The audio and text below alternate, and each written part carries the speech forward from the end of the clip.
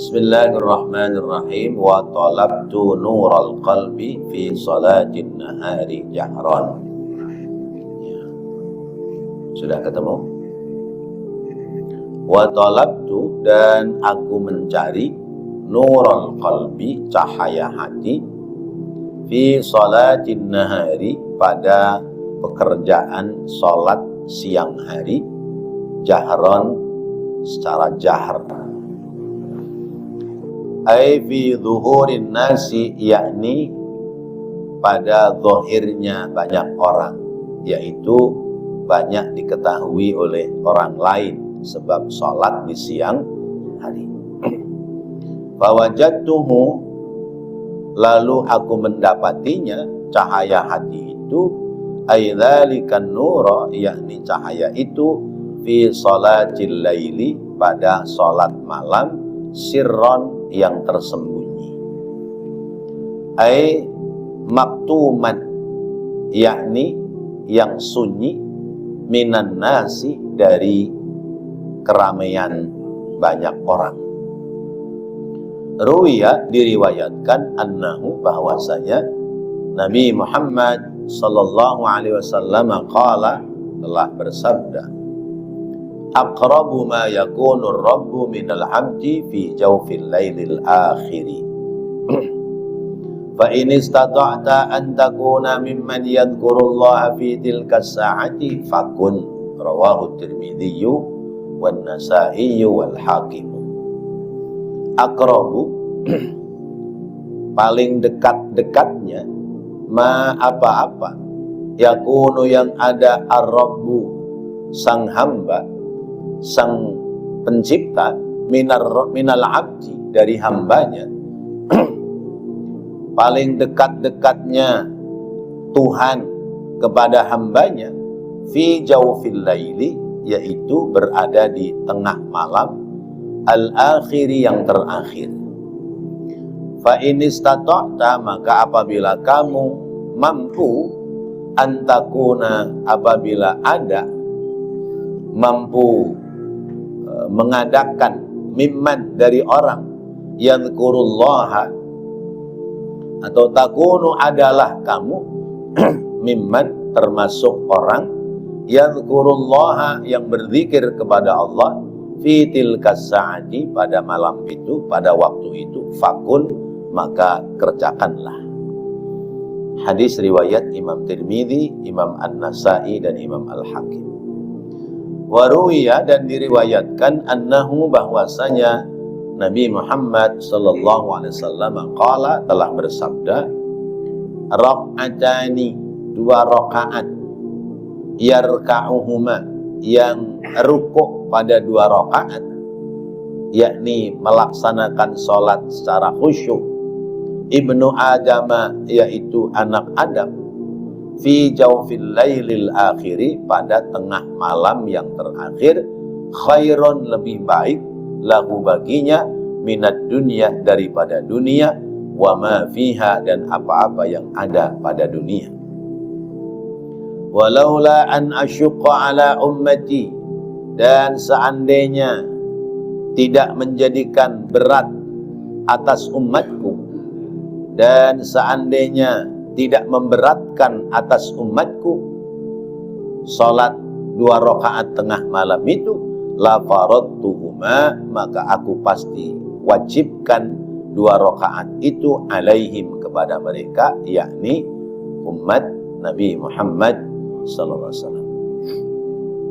Rawahu Ibnu Nasrin, hadis riwayat Imam Ibnu Nasr. Wa talabtu nural qiyamati, dan aku mencari cahaya hari kiamat, fil judi was sakhai, lewat murah hati dan dermawan. Fawajadtuha, lalu aku mendapatinya, cahaya hari kiamat itu, fil atsyi was saumi, lewat haus, ya, lewat haus dan lapar, fis saumi, pada saat berpuasa. An Sahl bin Sa'din, dari Imam Sahal bin Sa'ad radhiyallahu anhu, semoga Allah ridha kepadanya, Anin nabiyyi, dari Nabi Muhammad sallallahu alaihi wasallam, qala, bahwa Nabi telah bersabda, inna fil jannati, sesungguhnya di surga itu, baban, terdapat pintu, yuqalu, yang disebutnya pintu itu lahu padanya ar-rayyanu, yaitu pintu namanya ar-rayyan. Yadkhulu, akan masuk minhu, dari pintu itu, as-shaimuna, orang-orang yang berpuasa, yaumal qiyamati, besok pada hari kiamat.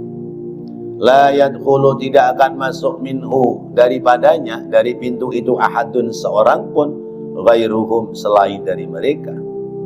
Yuqalu, dikatakan, aina shaimuna, di mana orang-orang yang dulu berpuasa di dunia? Fayaqumuna, lalu mereka, orang-orang yang berpuasa itu, berdiri dan masuk lewat pintu itu. La yadkhulu, tiada masuk minhu, daripadanya, ahadun, seorang pun, ghairuhum, selain dari mereka. Fa idza dakhalu, maka apabila mereka telah masuk, ughliqa, ditutup itu pintu. Falam yadkhul, maka tidak ada yang bisa masuk, minhu, daripadanya, ahadun, seorang pun. Rawahu Syaikhani, riwayat hadis Imam Bukhari dan Imam Muslim.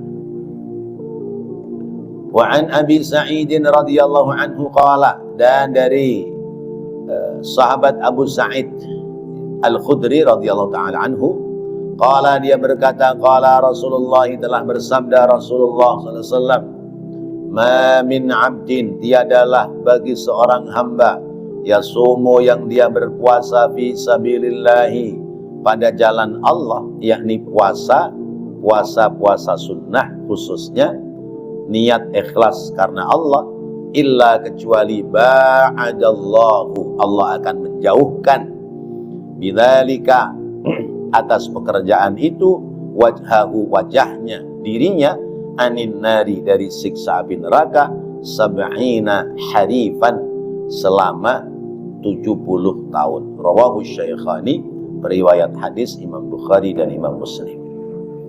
Bapak dan Ibu yang dirahmati Allah, sudah paham ya? Sudah kan? Ya udah, selesai, udah tutup. Nah, udah paham mau diapain?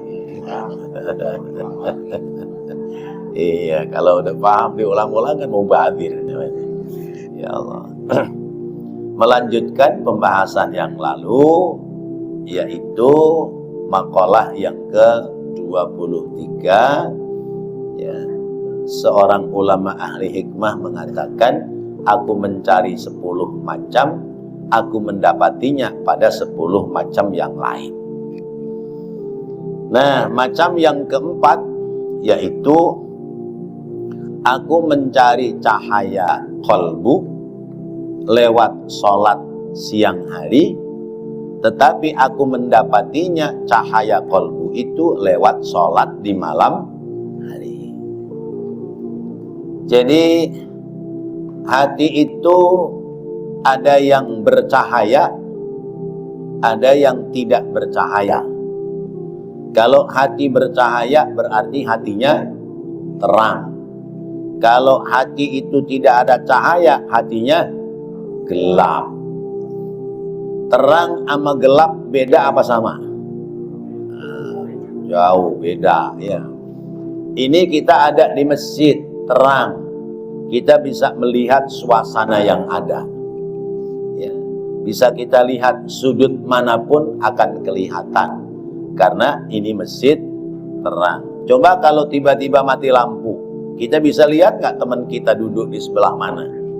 Nggak bakal bisa. Kita bangun mau nyari pintu aja pakai meraba-raba. Ya. Mungkin tangan kita yang begini-begini, mungkin kaki kita yang maju duluan. Ya. Nah itu namanya gelap. Begitu pula kita punya hati. Kalau hati kita bercahaya, hati kita terang, berarti apa yang kita dapati dalam hidup itu semuanya bisa dilihat dengan sudut pandang yang benar. Bisa dilihat secara utuh, bisa dilihat secara nyata. Itu namanya orang hatinya terang. Melihat orang lain si A sikapnya bagus, begini, begini, begini, begini. Oh pantas. Kenapa? Sebab si A ini tukang ngaji. Orang kalau sudah tukang ngaji, pasti perilakunya akan bagus. Adapun orang tukang ngaji tapi perilakunya belum bagus, berarti belum mendapati sinar cahaya dari ilmu yang disampaikan dalam pengajian.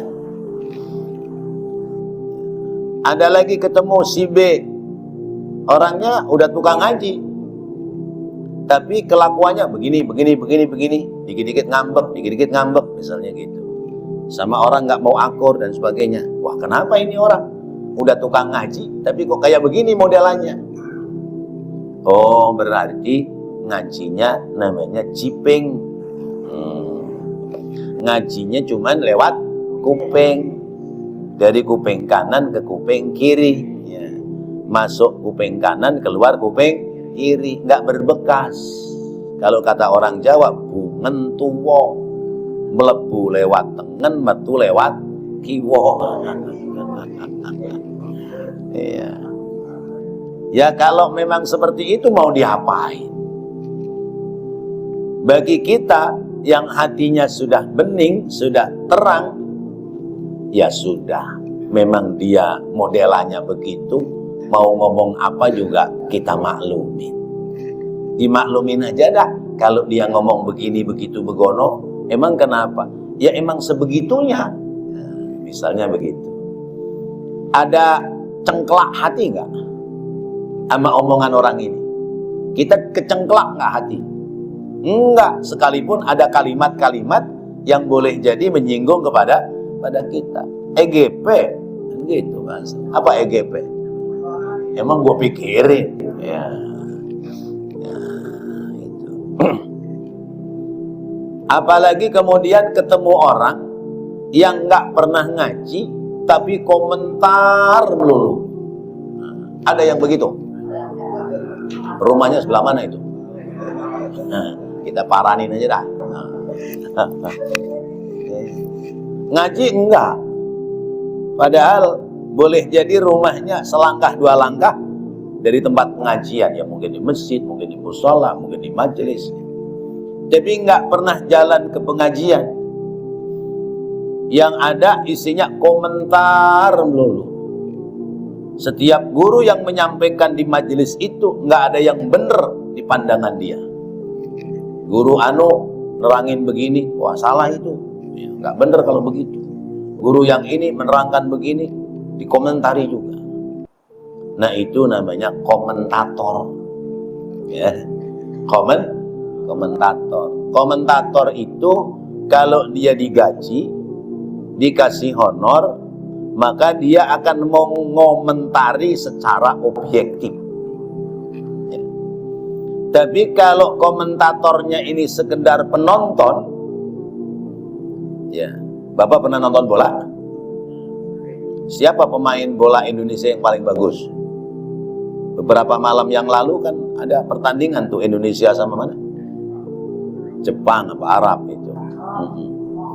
Itu pinteran pemain apa pinteran Bapak penonton? Nah, iya. Itu penyerang itu goblok banget sih. Bola tinggal til depan gawang aja, meleng dia. Masya Allah. Berarti pinteran penonton sebagai komentator. Dia ngomong begitu mah nggak salah. Iya, emang dia lihatnya begitu. Iya. Tapi kalau komentator yang digaji dan sebagainya itu ngomongnya nggak begitu. Ya, pasti omongannya terarah. Ya Allah. Jadi kalau kita ketemu orang nggak pernah ngaji tapi ngomentari melulu, berarti dia itu kelasnya kelas komentator yang tidak digaji alias penonton. Udah penonton mah diem aja dah. Gitu. Tinggal kalau masuk sorakin, kagak masuk ya udah liatin aja. Nah, karena hati kita bening, ketemu orang yang begitu, misalnya ketemu orangnya secara langsung, senyum apa marah? Senyumin aja. Ya. Sekalipun komentarnya pedas sama kita. Sekalipun komentarnya pedas, Ketika kita ketemu, senyumin aja. Emang kenapa? Ya mau diapain, emang dia modelannya begitu. Iya. Nah, nanti kalau kita alirkan kebaikan ke dia, baru akan berubah. Ya. Saben ketemu, kasih rokok sebungkus. Pok. Ya. Rokok yang sukaannya dia. Bang, rokok bang. Alhamdulillah, kata dia. Udah, diambil satu kan, kata kita, udah bawa aja semua, bawa bang. Nah, udah kan tuh. Nanti kan komunikasi tuh. Sesudah komunikasi, terus ajak lagi, ayo kita ngopi yuk di warung mana. Gimana kira-kira? Besok komentarnya negatif apa positif? Nah, itu dia.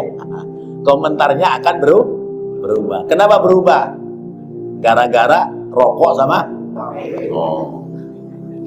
makanya kalau ingin dianggap baik itu sama orang sering ngasih rokok, sering ngasih kopi, ntar sama orang lain gitu dianggap baik. Baiknya baru sampai rokok sama kopi. Ya Allah, itu namanya baiknya di bibir doang ya. Temu kita bos. Ya. Di belakang kita mah gitu ya. Masya Allah. Tapi orang kalau hatinya sudah bersih, nggak punya musuh, ya. Tidak pernah merasa punya musuh sekalipun ada yang memusuhi. Kenapa? Sebab montennya orang lain, memberikannya penilaian kepada orang lain, itu semuanya positif. Ini positif. Ya. Sampai orang yang jahatin dia mati, diundang nyolatin, datang nggak? Datang. Suruh ngimamin, mau nggak? Mau. Suruh nyaksiin dia min ahlil khair, mau nggak? Masya Allah. Itu orang yang hatinya bersih. Coba kalau hatinya kotor, inna lillahi wa inna ilaihi raji'un, telah meninggal dunia Bapak Anu bin Anu. Wah, alhamdulillah, modar tuh orang. Yang tukang musuhin gua udah modar, makanya lu jangan musuhin gua. Oh, ya Allah, tuh hatinya kotor. Orang kalau gampang nyalahin orang tuh hatinya belum bisa bersih. Karena apa? Monten orang lain, menilai orang lain itu dari sisi negatif. Kenapa? Karena hatinya gelap. Ya, tidak mampu menilai orang lain dengan baik. Ya. Mati lampu, plek, ya. Kita bangun, kita geragapin, sampai dipegangin kupingnya, sampai dipegangin hidungnya, belum ngenalin juga, masih pakai nanya, siapa nih? Ini siapa nih? Padahal hidungnya udah ditarik-tarik tuh. Nah, itu karena hatinya gelap. Coba kalau hati kita bersih, kayak lampu cahaya begini, nggak usah pakai digeragapin. Oh ini si Anu, beres. Masya Allah. Nah, bagaimana mendorong kita supaya hati kita bersih? Ya, kata sang ahli hikmah ini, tadinya mas saya lewat sholat 5 waktu aja. Ya. Sholat 5 waktu, bismillah, mengerjakan sholat di awal waktu, ikut berjamaah, ngasah hati supaya bersih. Ternyata bukan di situ tempatnya ngasah hati menjadi bersih. Kalau ibarat lampu, mencas lampu supaya bercahaya, ternyata lewat sholat tengah malam yang terakhir. Namanya sholat tahajud. Maka di sholat subuh, ya, kalau saya giliran imam tuh sering saya pakai di rakaat kedua. Wa minal laili fatahajjad bihi nafilatan lak asa an yab'atsaka rabbuka maqaman mahmuda. Sebagian dari malam hendaknya kamu bangun, kemudian melaksanakan sholat tahajud. Nggak usah banyak-banyak, 2 rakaat nggak apa-apa. Jadi jadwal bangun kita itu di reschedule. Misalnya selama ini kita bangun gara-gara dengar adzan subuh, kita reschedule setengah jam sebelum adzan subuh. Nggak usah banyak-banyak. Kalau sekarang adzan subuh itu jam 4:04, maka setengah jam sebelumnya berarti jam 4 kurang 1/4. Nah, kita reschedule. HP kita setel alarmnya. Kalau dari jam 2, jam 3, ntar besoknya ngantuk. Udah dah, dari jam 4 kurang 1/4. Bangun, ambil wudhu, sholat tahajud 2 rakaat, ya, ngambil surahnya yang gampang-gampang aja, kuliah sama kulhu, dah, nggak usah surat-surat yang aneh-aneh, ya. Menghafalnya itu. Nggak usah yang aneh-aneh, dah. Kelar sejadah, usolli sunnatul tahajjudi raka'ataini mustaqbilal qiblati lillahi ta'ala. Allahu Akbar. Ya, kerjakan yang khusyuk, kerjakan yang sempurna, ya. Doa iftitahnya sempurna, fatihahnya sempurna, kuliah kulhunya sempurna, rukuk sujudnya sempurna, terus sampai tahiyatnya sempurna, salam kanan salam kiri, selesai. Lihat jam, masih ada waktu nih, tambahin lagi 2 rakaat, ya. Sudah 2 rakaat kali 2, 4 rakaat. Udahlah, gitu buat zikir dah. Apa ini ya kira-kira zikirnya ya? Oh, saya kan banyak dosa, istighfar aja dah. Ya, astagfirullahaladzim, astagfirullahaladzim, astagfirullah. Pakai tasbih itu astagfirullahaladzim. 1 putaran selesai, berarti 100 kali. Masya Allah, berarti saya zikirnya sudah sama dengan Rasulullah ini. Bangga kita, ya, zikirnya sudah sama dengan Rasulullah. Lah ente baru sekali, Rasulullah tiap hari. Iya, iya. Rasulullah kan inilah astaghfirullah kulla yaumin mi'ata marrah. Sungguh aku beristighfar kepada Allah tiap hari 100 kali. Kalau kita kan ya 3 kali doang, kali 5, ya. Iya. Astagfirullahaladzim alladzi la ilaha illa huwal hayyul qayyum wa atubu ilaih. Itu juga kalau mau. Ya, lagi sholat jamaah sih mau, ya. Kalau sholat sendiri mah wallahu alam. Nah, jadi begitu. Jadi kita reschedule, ya. Kita schedule ulang jadwal bangun kita majukan. Nggak usah banyak-banyak, ambil setengah jam.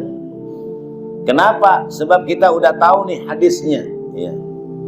Paling dekat-dekatnya Tuhan kepada hambanya adalah tengah malam yang terakhir, ya. Jadi sholat 5 waktu kita dekat sama Allah, ya. Sholat sunnah yang lain dekat, tapi ternyata paling dekat Allah kepada kita dengan Allah, yaitu sholat, ya, malam-malam akhir, ya. Akhir-akhir malam, ya. Tengah malam yang terakhir. Nah, di situ usahakan. Kalau kamu ingin menjadi orang yang masuk dalam kategori orang-orang yang berzikir kepada Allah, maka kerjakanlah. Di hadis yang kedua, Rasulullah menyampaikan 2 rakaat yang dikerjakan dengan sempurna di Jauful Lailil Akhir, tengah malam yang terakhir, itu lebih baik daripada dunia dan isinya. Bayangkan, Pak, kita cuma mundur setengah jam dari bangun biasanya, ambil wudhu, sholat sunnah 2 rakaat namanya sunnah tahajud, itu kita ngantongin kekayaan besok di akhirat. Kekayaan itu lebih baik, lebih banyak daripada dunia dan isinya. Jadi kalau orang malamnya sholat tahajud, pagi-pagi lagi naik sepeda motor, kemudian ada yang klaksonin mobil BMW, ding, gitu. Ya, kita nengok, sombong lu, baru BMW, buat dunia dan isinya tahu. Iya, kayaan gua daripada lu. Orangnya dengar, ya, dia buka kaca, mana lu kekayaannya lu, mana lu, besok di akhirat. Masya Allah. Kalau di kontam sekarang mah orang pada tahajud semua. Ya. Oh. Sebelum subuh tahajud, nanti masuk waktu subuh sholat lagi sunnah 2 rakaat. Rakaat apa? 2 rakaat qobliyah subuh, namanya sunnah fajar. Di situ ada pahala lagi, Raka'atil fajri khairun minad dunya wa ma fiha. 2 rakaat salat fajar lebih baik daripada dunia dan isinya. Ya Allah, apa enggak kaya kita? 2 kali dunia menjadi milik kita. Enggak usah dunia dah, Indonesia aja dah. Enggak usah Indonesia dah, Jakarta aja dah. Enggak usah Jakarta dah, Palmerah aja dah. Iya. Iya. Palmerah, sepalmerah itu milik kita. Ini orang yang di Palmerah kontrak semua sama kita. Ayo, gagah nggak kita? Ya Allah. Begitu sih pada nggak mau. Ya. Masih mendingan milih ya, ngorok sambil nungging. Ya Allah. Ngorok tidurin nungging, ngorok. Ya Allah. Orang-orang pada bangun sholat ini masih sekarang mah nggak berasa. Besok di akhirat ketika orang menerima pahala besar-besaran, kita gigit jari. Ya Allah, gua kagak sholat tahajud, kagak sholat qobliyah subuh, ya subuhnya mana lewat. Ya. Udah orang lain pada ya, sibuk ngumpulin pahala ibadah. Kita nggak pada ibadah. Ya Allah, rugi. Maka ayo kita sisihkan waktu, sempatkan untuk menata hati, menyinari hati lewat sholat sunnah, yaitu namanya sholat tahajud. Berarti sekalipun sholat terus 5 waktu, kalau tidak diasah lewat tahajud, itu ibarat batu cincin, cahayanya nggak keluar. Apa itu? Batu yang keluar sternya. Ini ster berapa nih? Ster 8. Ini kalah punya gua. Ster 12. Punya gua yang satu ster 24. Ster batu 24. Ya, itu keluar kilaunya, keluar cahaya. Masya Allah. Karena Allah yang menyebutkan ya, hendaknya melaksanakan sholat tahajud. Dari situ Allah akan mengangkat derajat kita pada maqam mahmud, maqam yang terpuji. Kemudian yang kelima, talabtu nural qiyamati.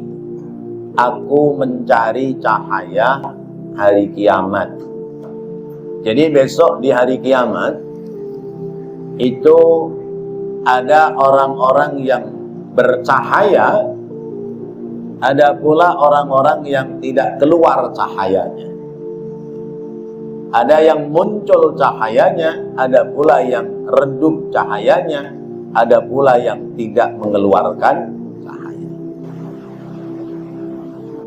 Aku mencarinya lewat al-jud was-sakha.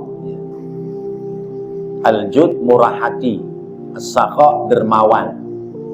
Ya, murah hati itu apa contohnya, Pak? Murah hati. Hatinya yang dikasih. Namanya kemurahan hati, hatinya yang dikasih. Sampai ketemu orang senyum, ketemu orang senyum, ya. Senang tegur sapa sama siapapun, itu namanya orang murah hati. Ya. Senang saya lihat Pak Anu, kenapa? Orangnya senyum terus, ketemu siapa aja senyum, murah hati. Ya, nggak beda-bedain teman, berteman sama siapa aja, oke dia. Gitu.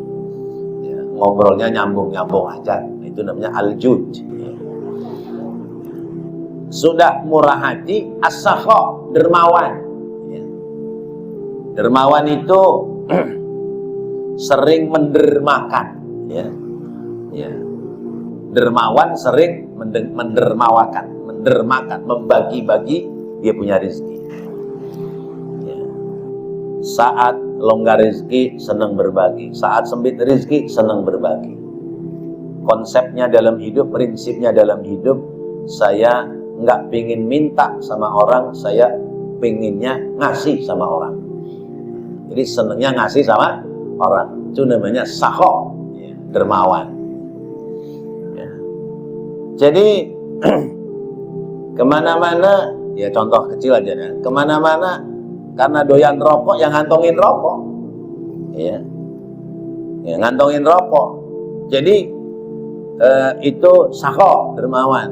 Tapi kalau orang bakhil, lawannya sakha kan bakhil, pelit. Dia doyan ngerokok, tapi kemana-mana nggak bawa rokok, yang dikantongin korek doang. Ya kalau ketemu orang, ya, rokok mana, rokok. Keluarin aja. Orang kan keluarin rokok, ngasih korek, koreknya nggak usah, gua ada. Wah, bakhil dia. Kemana-mana modalnya korek doang. Ada yang begitu? Orangnya ngaji nggak? Dermawan, gitu, senang berbagi. Karena apa? Prinsipnya lebih baik memberi daripada menerima. Apalagi bukan menerima, tapi meminta. Ya. Karena kadang-kadang ada orang-orang yang mentalnya itu mental peminta, ya. Itu datang ke rumah orang per orang yang dianggap punya harta, dianggap dermawan, ya. Nanti begitu datang ngeluh dah. Keluhannya macam-macam.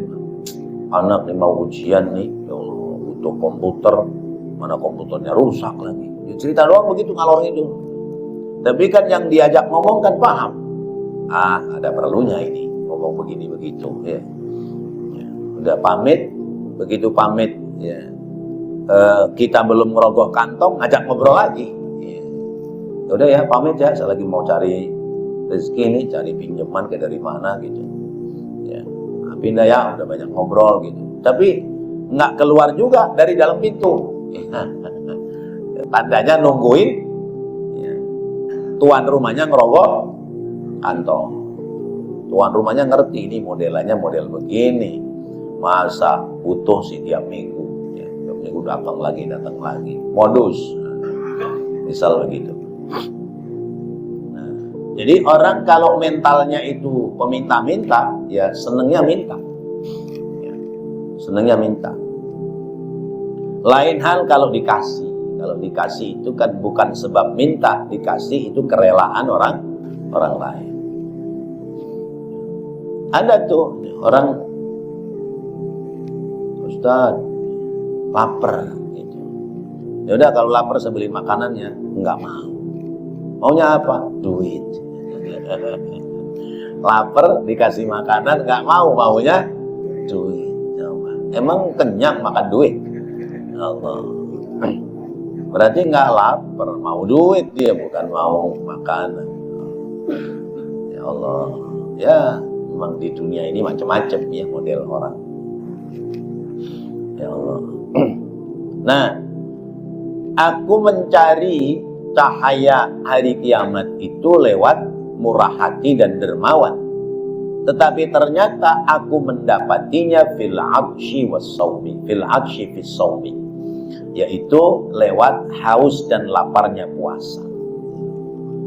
Dengan haus dan lapar dalam puasa, maka aku menemukan cahaya hari kiamat. Kenapa? Sebab lewat haus laparku dalam puasa, aku bisa menemukan betapa banyak orang-orang di sekitar kita yang memiliki kesulitan hidup. Kalau saya hari ini tidak makan dan tidak minum karena saya paksa untuk berpuasa, ya, berarti haus dan lapar dipaksa.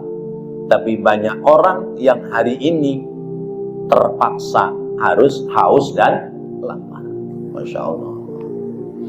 Ya, kita kadang-kadang kalau ya obrolan kecil dengan mungkin anak kecil gitu ya. Nah, kamu ngaji di mana? Di rumah ustazah itu gitu. Nah, kok nggak ada yang anter? Enggak, orang ibu saya lagi kerja gitu. Terus ngajinya sore misalnya. Lah terus sekolah di mana? Sekolah di SD kelas berapa emang nak? Kelas 2. Terus kalau pagi ibumu berangkat kerja jam berapa? Kadang-kadang jam 6 udah jalan, Pak gitu.